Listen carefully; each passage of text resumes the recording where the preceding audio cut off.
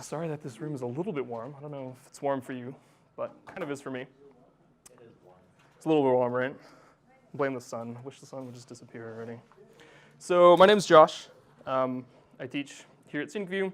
I actually teach a systems class. So I'm trying to take a class and condense it all into like a 50-minute presentation. We'll see how it goes. We'll see how I get through it.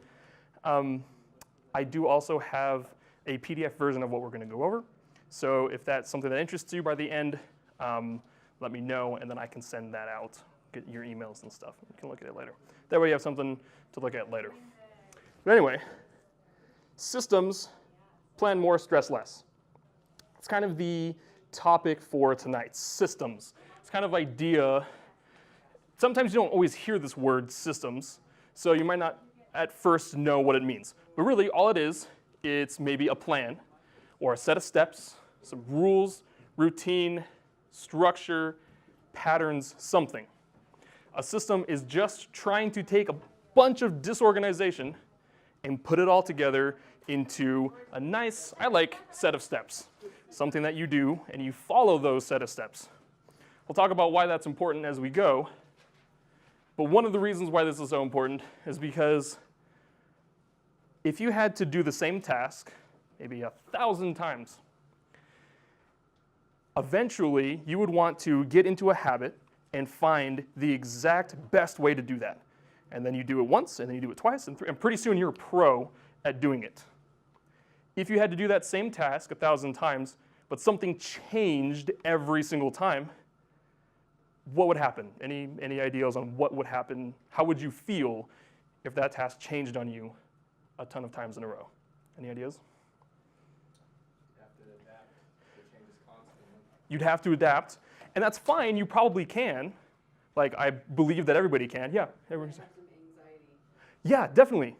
Definitely some anxiety. You don't know what's going to come next. You thought you had a good routine, and now it's going to change. So now you're stressed. You have to adapt. Maybe that means think a little more. All of it takes more effort and more energy. But why? There's no reason. It's kind of our topic for tonight. So let's go through this. Everything has a system.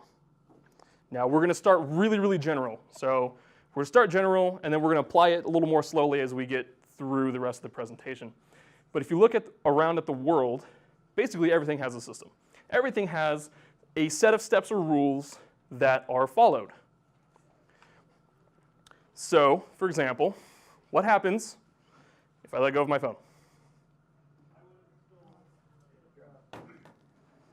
It definitely dropped, right? Okay, now what happens if I do that again? Still gonna do it, right? Are you sure? Like, what if I keep doing it? Eventually, is it ever gonna do something different? No. Something simple like that, every time you drop it, gravity is gonna kick in and it's gonna take the thing down to the ground. Same with the sun rising. What direction does the sun rise from? East to west? Have you ever witnessed it rise from west to east? No? Are you sure? Yeah, that would be weird if you did. Only when turned around when you're not sure, hey, which one is? They're mostly spelled the same anyway, east and west. What's the difference? So yeah, even something simple like that, the sun rising, it does it the same way every time.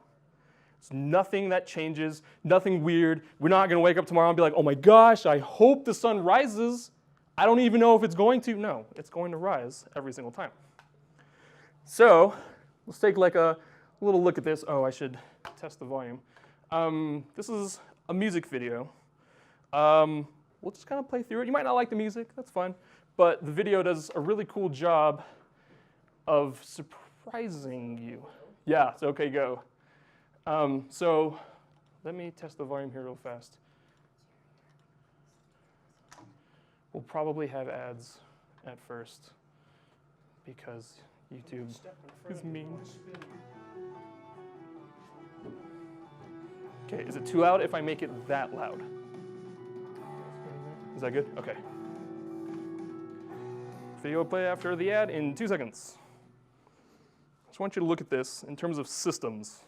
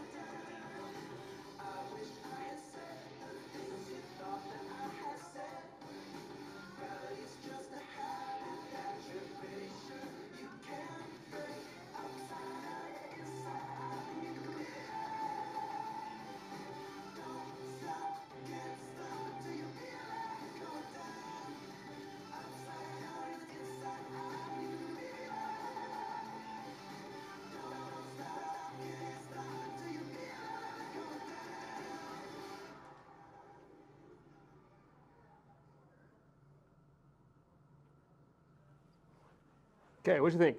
Was that real? Did any of that happen, or was it all just CGI? I should believe. Got some real?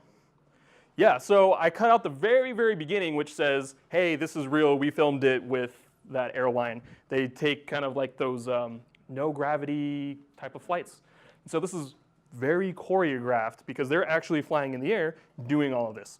What does this have to do with systems? Like, how could you tie this to systems? Any ideas? Yeah. When you start out, you have a set image in your mind of what the rules of physics should be in the scene, and then they immediately break that, and then you're like, oh, okay, so this isn't, their gravity is up in the air. Right? I mean, they're just sitting down like on computers, and nothing's weird about that. Suddenly those computers start flying, and you're like, okay, hang on.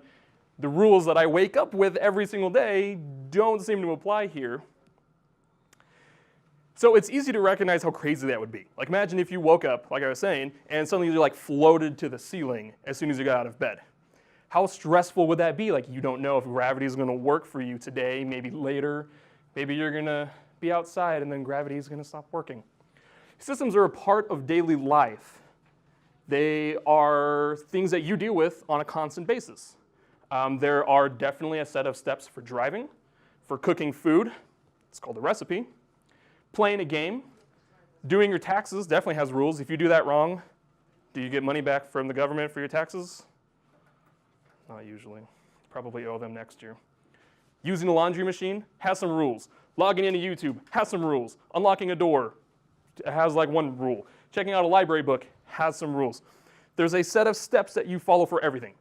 Everything in the world, I'd really want to make that point clear, that these kinds of things already exist. And thank goodness for rules, because then we know what to expect.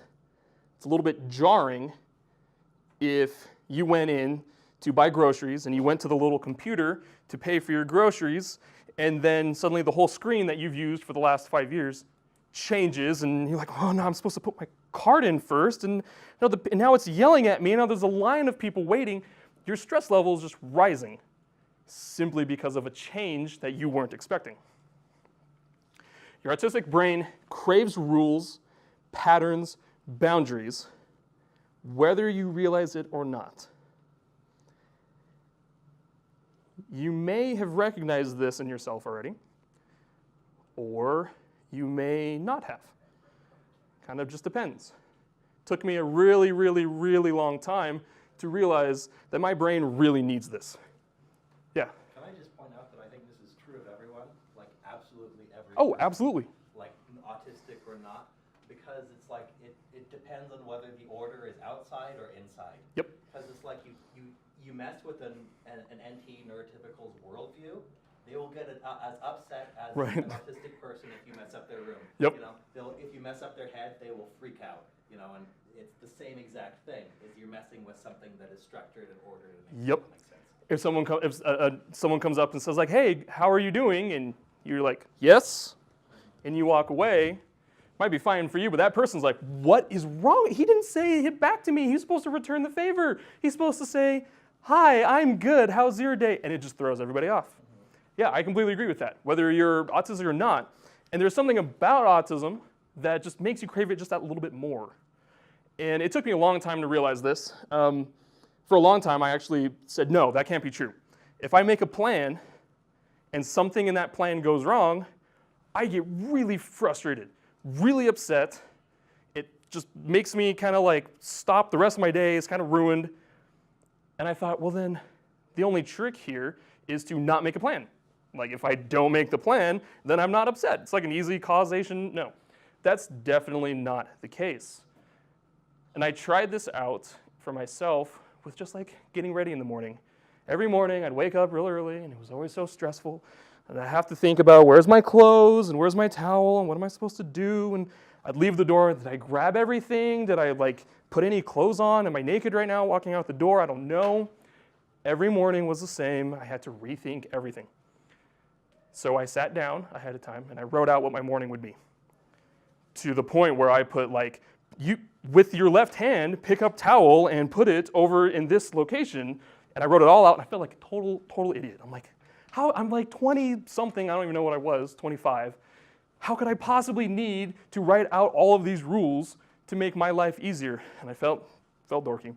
But I tried it the next day, and it was okay. I had something to reference. I didn't have to think for myself originally. I just read something.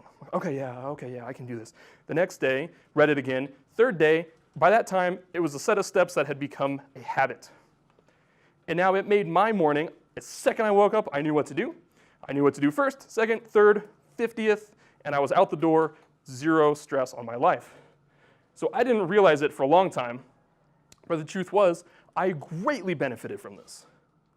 So maybe it's something you can think about in your life and try too. We're not quite specific yet though, let's get there. So you probably already have a bunch of systems that you already do. You might be aware of them, you might not. Okay, let's think about your feet for a second. Imagine putting your socks and or shoes on. Which foot do you put it on first? Think about that for just a second. I put my socks on before my shoes. Okay, so one of those at least comes first. Is there one foot that you prefer every single time? Is there? What's yours? Left? Has to be left first? Left to right. Yep. That's how I am too. I didn't realize that I was like that until something went wrong on my foot, so I put it on my right, and I froze. I'm like, wait, this doesn't feel right. The sock is not supposed to go on this foot first. Had no idea that that was such a big deal for me. Okay, what about ready for bed? There's going to be stuff that you do, some sort of nightly routine. I want you to take a second and think about that. Do you have a certain pattern? You have to do this, and then this, before going to bed?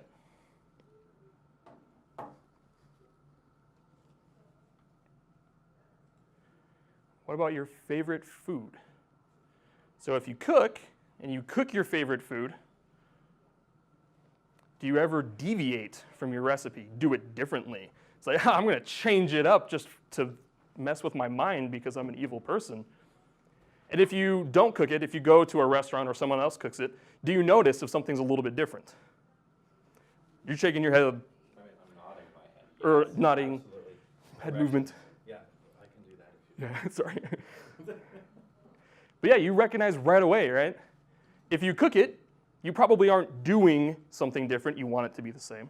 If you're eating out, you can recognize that someone else changed your system for that piece of food. Suddenly, it's not as good anymore. Okay. Craves, rules, patterns, boundaries. Let's look at it from a little bit of a different standpoint now. So I mentioned a minute ago how when the rules changed, I kind of stopped and froze. I had to rethink about what I was doing, kind of replan, create something new. Every morning I was doing that, had to think of all of the list of things that I had to do. So let's take a look at what that's like in traffic. Yeah? Well, when you say you have to think of all the things you have to do and it's stressful and stuff until you wrote it all down, doesn't that prepare you for life? Because there's rarely anything in life that goes according to plan. You're right. You can definitely make that argument that it's good to be able to be spontaneous in some things, that being ready for change is absolutely necessary. But on some of those small things that you know only you are going to do every single day, automate them. Make them a habit as much as you can so that you have enough mental energy to prepare for those things that are going to change that are out of your control. Right. Can I just expand on that point? Yeah, definitely. Yeah. It's the idea that if you're in a state where everything is unfamiliar, that is the state your brain is in when it's about to be attacked by a saber-toothed tiger, because then you have to drop everything habitual and pattern because a snake might bite you or something. You know, and if you're in that state, it eats up resources like crazy, and you don't want to be in that state all the time because you don't have to be. It's fight or flight. Yeah, exactly. Yeah, exactly. It's fight or flight, and if you're in fight or flight all the time, it's a huge, like you said, a huge waste of energy, and ignoring the capacity. And as soon as you do that, I've noticed this with not just with people with autism, but with people with PTSD. Like people with PTSD, I've noticed actually get some of the autistic symptoms by virtue of their having PTSD, like Sure. lack of inability to have certain executive functions, just muscle tension, the Right. ability, that kind of thing. And it's like, if it's a distrust of the world because you don't have that order and don't have that structure to buttress your spontaneity. Exactly. It's sure you can do it. Yeah, you absolutely. I mean, every morning I got up and did that and made it to work, but it was at the cost of more stress, and I was already stressed by the time I got to work. Save that mental energy for anything else. Do it for something you love. Save it for things you want to do rather than just the things that you have to do on a daily basis. So this video here, I think it's the left side has traffic lights and the right side has no traffic lights. I'm not entirely sure the exact stuff other than that, but notice the difference between the two. Same time, one day apart.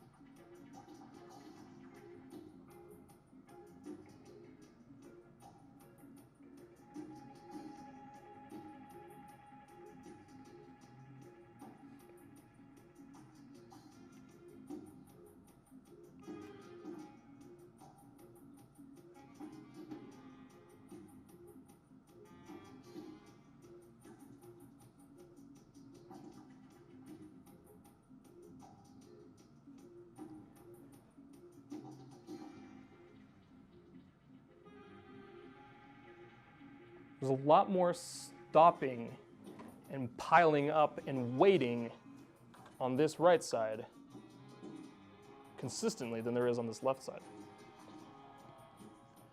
And all of that is simply because there's some rules that people are expecting to happen here in traffic on the left side. And here, there are no rules. There was no major accident on the right side. I don't think anybody died because of the change in the traffic pattern. But you could tell it was a lot slower. Everyone had to stop and think, what do I do now? There's no stoplight. Like, I have to wait. I have to think. I have to really make sure that I'm paying attention to every little thing.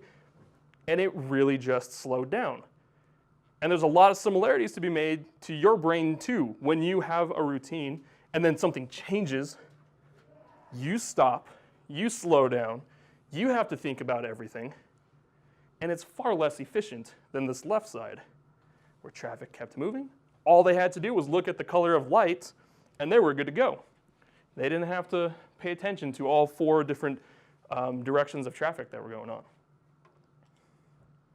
Okay, let's look for a second at Super Smash Bros.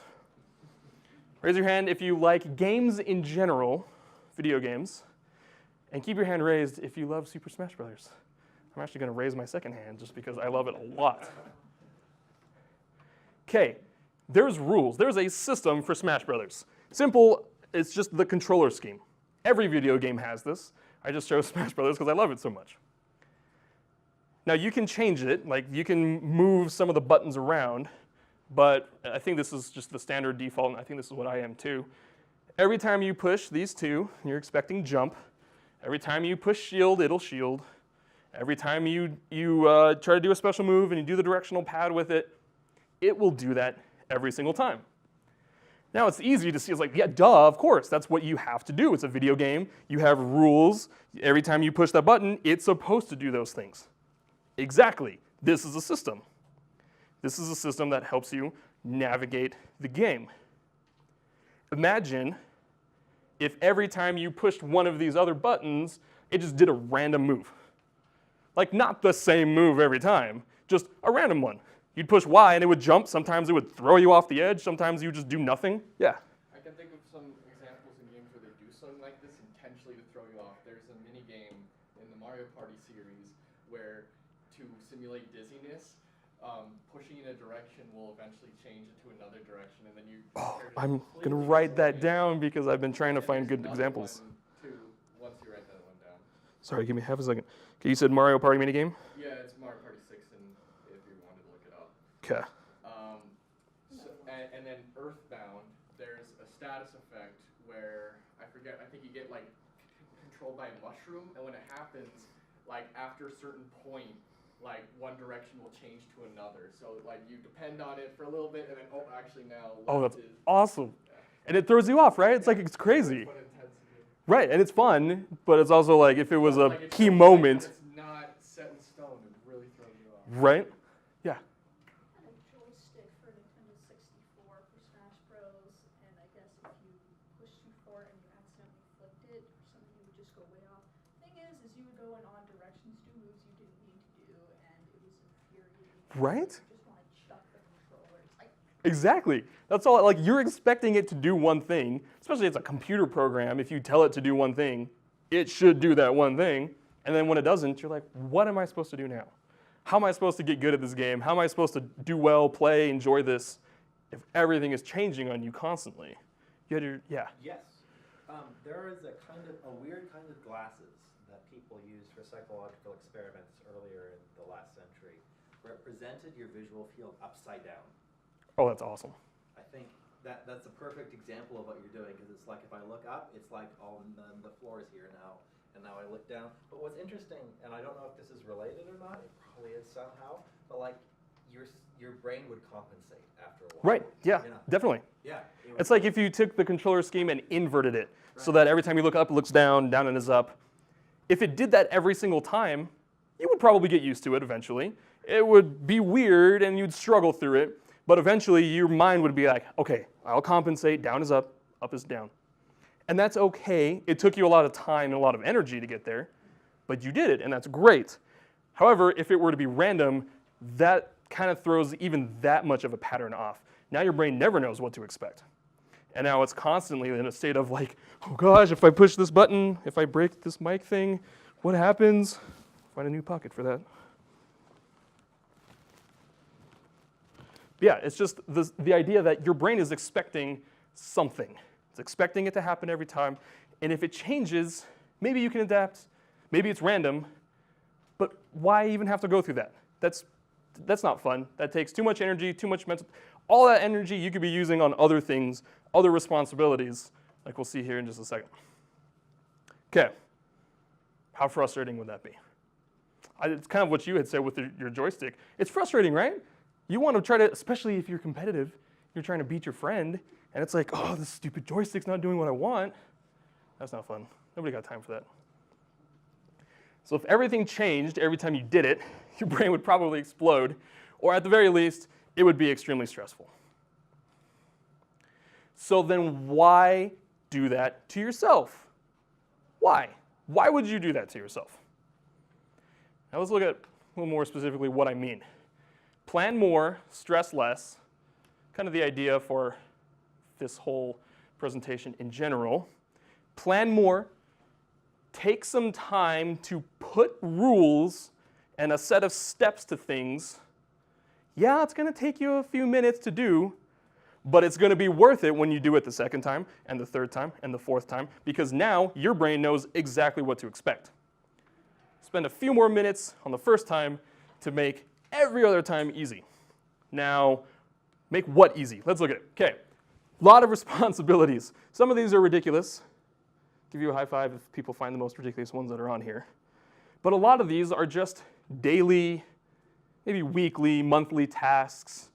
Taking a shower, finding a place to live, volunteering. Fighting Nazis, yeah. Fighting Nazis, there's probably some steps you should do for that. Coding websites, driving a car, becoming president. I mean, definitely some steps to that. Brushing your teeth. I have 2 Star Wars in here. I don't remember what the other one is. Critiquing Star Wars, because I love Star Wars, and you can get me very on a total tangent for a long time if we start talking about Star Wars.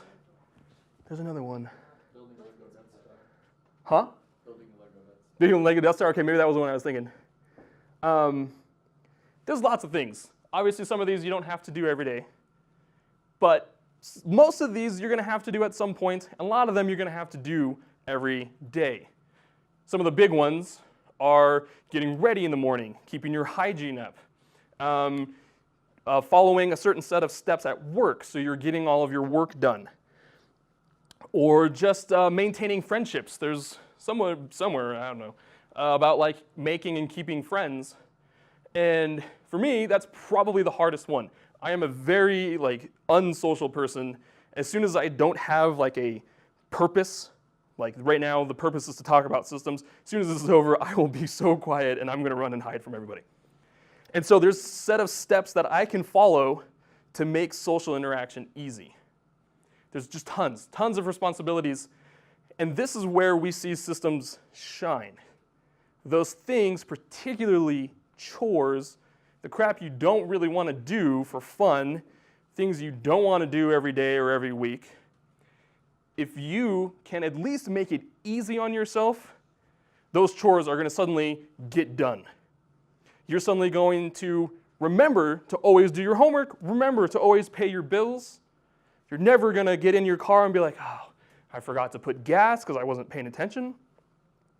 If you have systems for these things, your life is going to be a heck of a lot less stressful. Wait, did I say that correctly? A lot more, heck of a lot less. Okay, sounded weird right as I said it. Okay, so don't waste time being stressed or frustrated or unproductive. Just make a system. So we've taken a look at some general stuff. Systems exist in the world. Your mind already likes systems.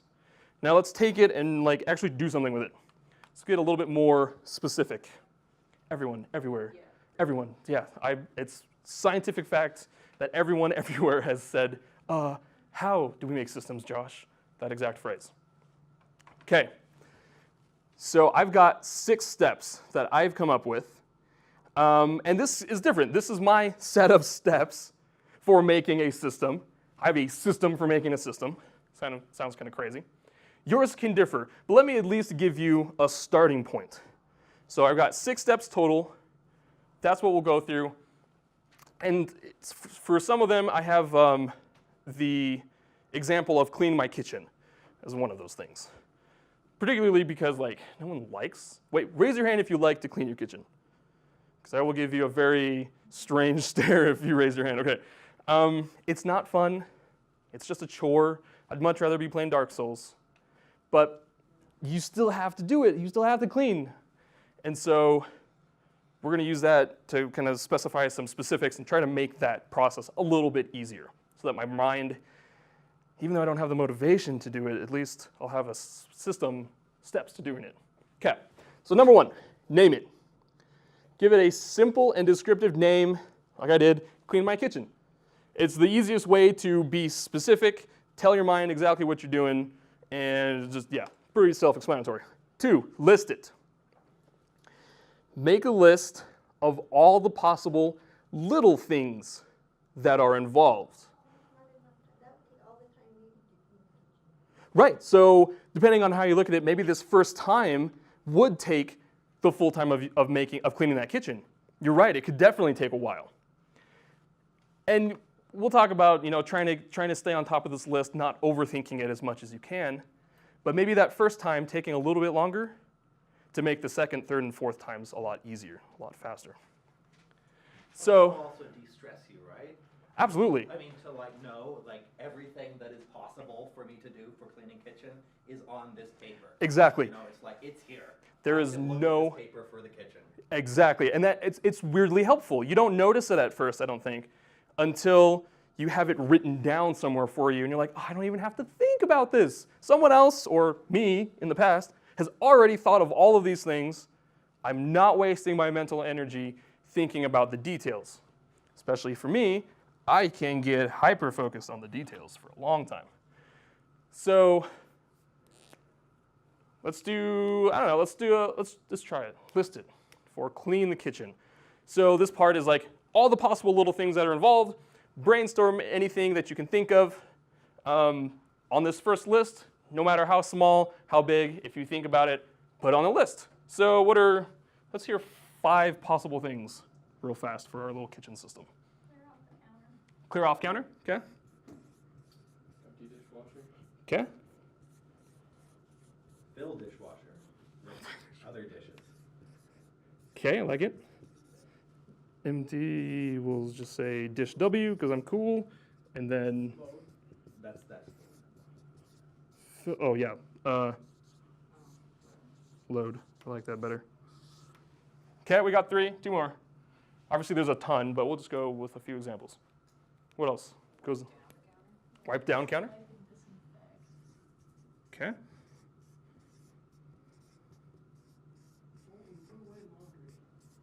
As part of your kitchen? I can add that. Yeah, let's do it actually. Fold laundry. Because this will.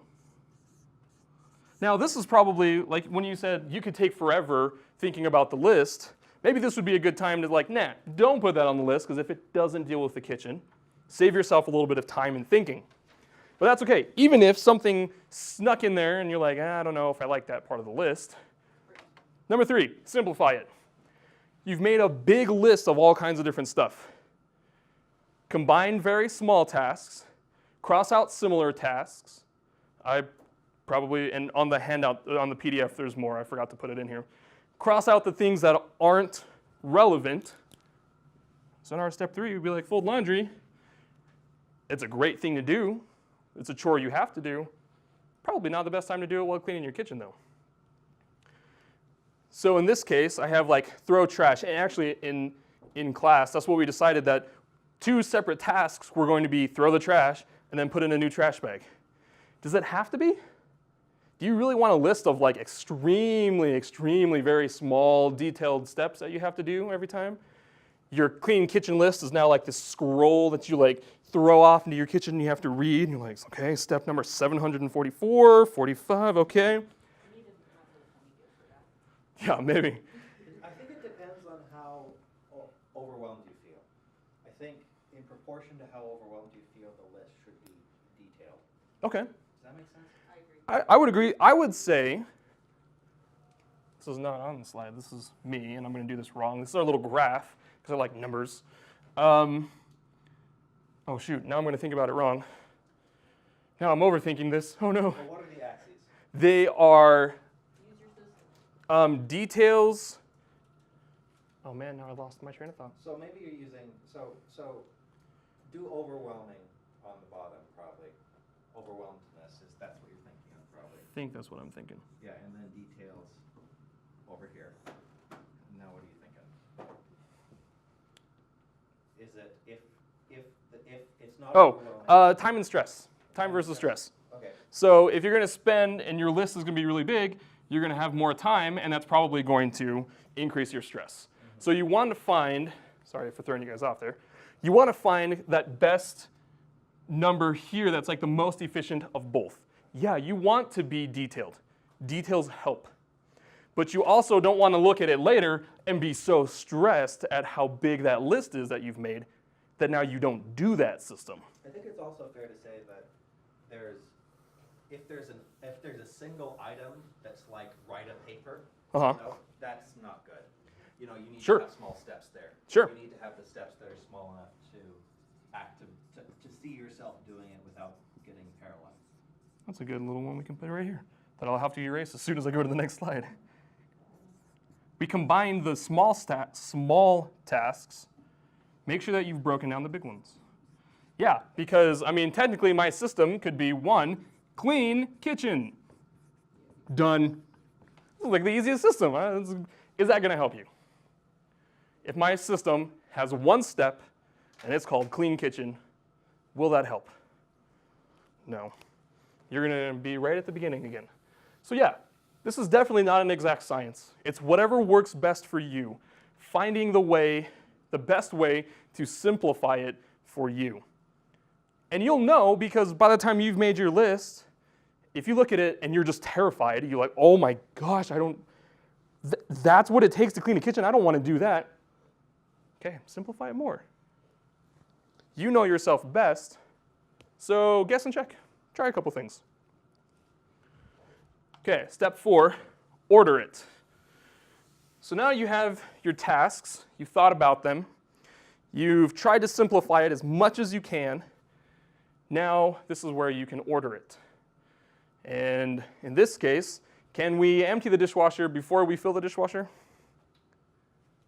Can, but I wouldn't recommend it. I don't know, yeah, maybe I'd be kind of impressed to watch that. Unless it's already full of clean It could be, right, okay. But we can think of it in terms of like cleaning dishes and then putting them away. You can't put away the dirty dishes. You definitely want to clean, well, you can, but yeah, I don't think you want to. You probably want to clean them first. So that's where, if order matters, put a number to it. Okay, well then I am going to clear off the counter before I can wipe and disinfect it, and then I'm going to fill the dishwasher and let it go until I'm able to empty it. And now I've made a nice set of 1, 2, 3, 4. It's a written list. I've thought about it. All I have to do is follow that. Okay, that's some of the technical stuff. Going to 5. This one's a little bit trickier. We want to connect it.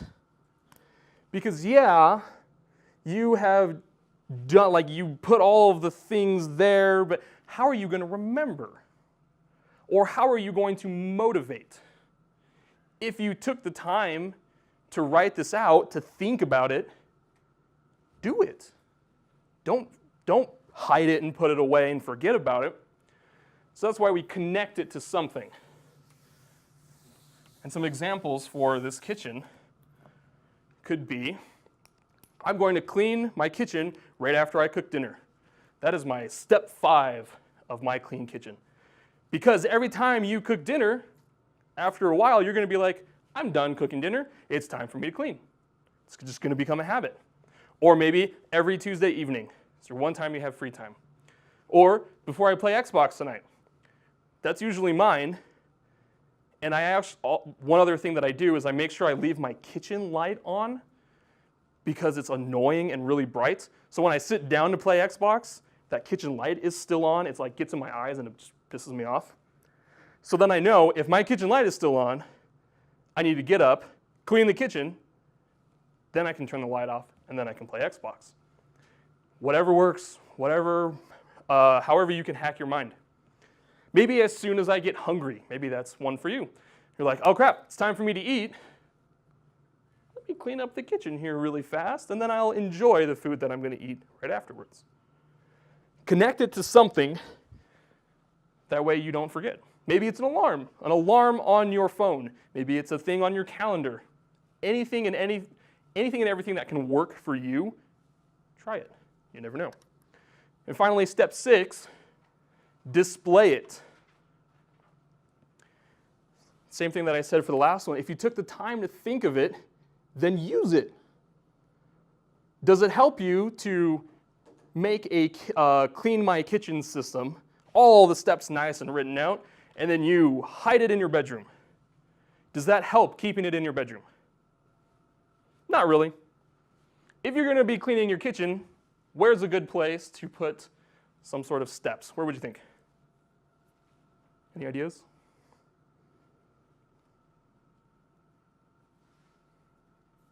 Not really? In your phone, maybe. Okay, maybe in your phone. Side of a cabinet, I would say put it in your kitchen. In this case, the display part of it is maybe you type it up, maybe you write it out, maybe you make it look nice. You do something so that you have a physical version of it, and you put it up where you can read it while you're doing it.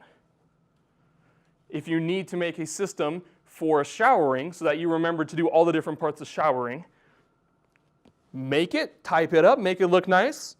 Maybe you can, what's the word when you put it in plastic? Laminate it. Laminate it, put it in your shower. That's the best place to remember the steps for showering. Type it up, put it in your kitchen, hang it on your fridge, put it in your bedroom, whatever the case is. But make sure that you can see it so that you actually use it. Those are the 6 steps for my system of making systems. And you can tweak it however you'd like. And like I said, I have a PDF version that, if interested, I can kind of send you, and we can do that right afterwards.